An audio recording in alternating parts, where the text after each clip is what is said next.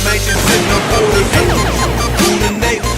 COVID crying from the lake. I've been promoting shows in Winnipeg for almost 14 years now. I've done shows with Tiesto, Lady Gaga, LMFAO, Drake. So we started this lounge concept called Rec Room. We knew that we had this great parking lot, so we wanted to plan these parking lot parties right from the start. Basically, we had problems from day one. In my entire life, it was easily the most stressful event I've ever had. We did it 16 plus to enter and 18 plus to drink. That brings in issues in itself because you have to separate the drinking areas and the patios, and the minors can't get into the building. We had a problem with the neighbors, permits, power issues. The power went out for 5 hours in the entire building. The biggest issue, probably the most stressful by far, outside of that, was for sure the immigration issue.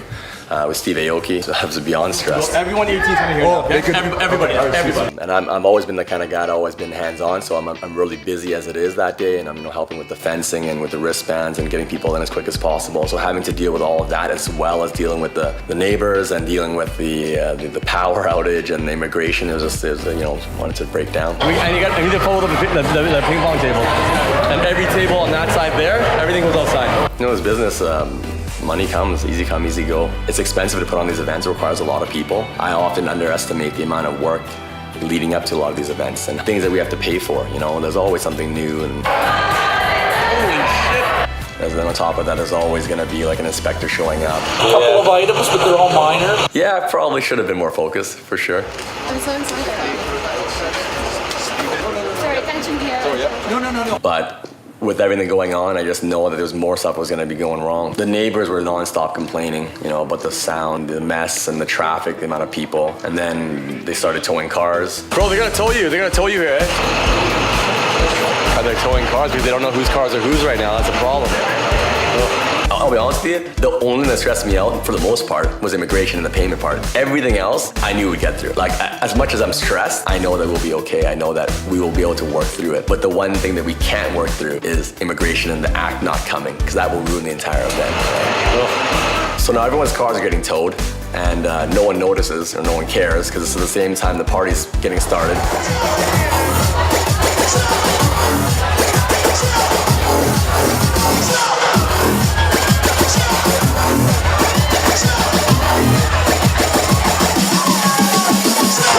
So everything's running pretty smooth finally. It's around 8 p.m. and that's when I get the call.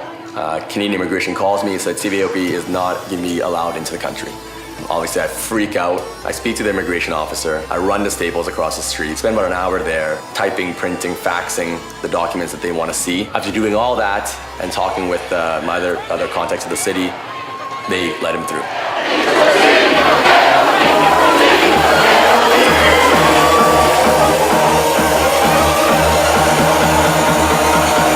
Make your money stack.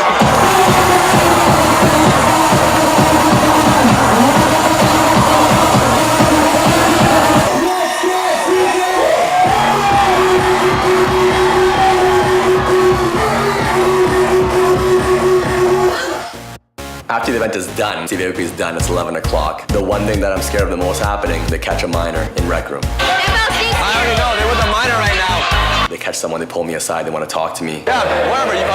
This is the best spot inside here. You want to go inside here? I just lost my shit. It's impossible, okay, don't fucking lie, it's impossible to get a wristband without being asked for ID. I know the ID'd her, so that's why it's upsetting. You already get caught and you're lying about it. And then on top of that, I find another minor myself, and then I escort them out. And then I lost my shit on that kid. Do you got a lighter? Let me tell you something, okay? Okay. Listen, this is my business. When you come in, when you're not 18, it fucks with my business, okay? Don't fuck with people's business. Yeah, I was beyond stressed. With anything you do, you have to go through that, So do you ever get used to it? No. Do you expect it to work out? Somewhat. I mean, that's kind of how things are, right? They always kind of work out in the end. Like even earlier today, we're sitting in the car and he's getting turned away at the border. I'm like literally broken down, and my friend's like, "Listen, man, Steven, we'll be okay. And then when we made through it, right? It's crazy. Every show.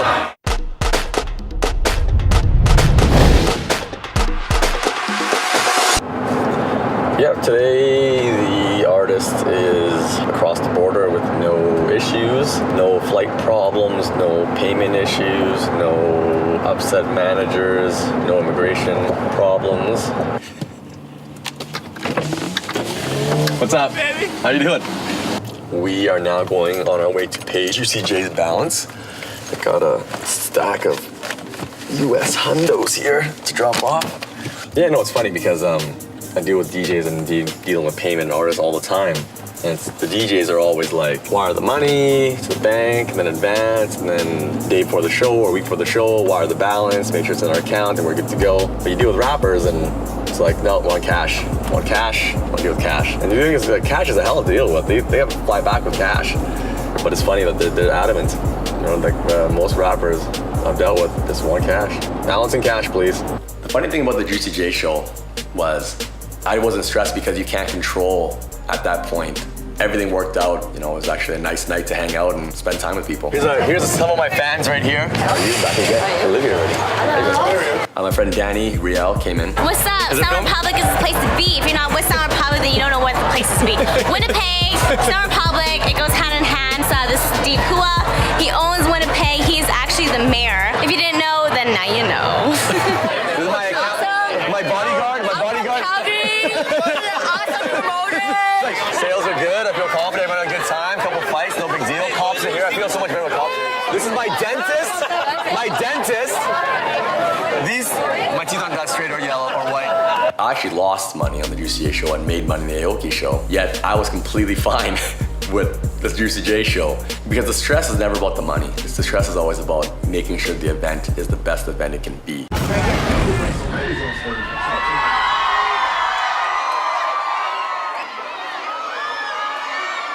This is a crazy ass stage. We need 10 ladies on stage. Come on, ladies. Who wants some gold chains? Come on, ladies.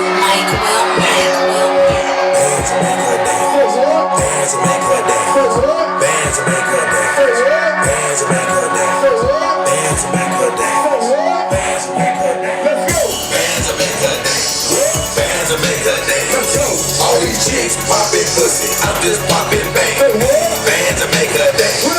I love you, Winnipeg. Make some noise. If you love Juicy J, say hell yeah. It makes me feel great. It makes me feel great to put on an event and also to show artists that Winnipeg is a great city to perform to. Next up is Summer of Sound. It's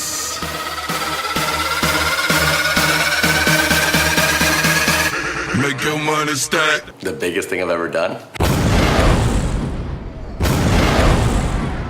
I want to do one more song for you. I love you, motherfuckers.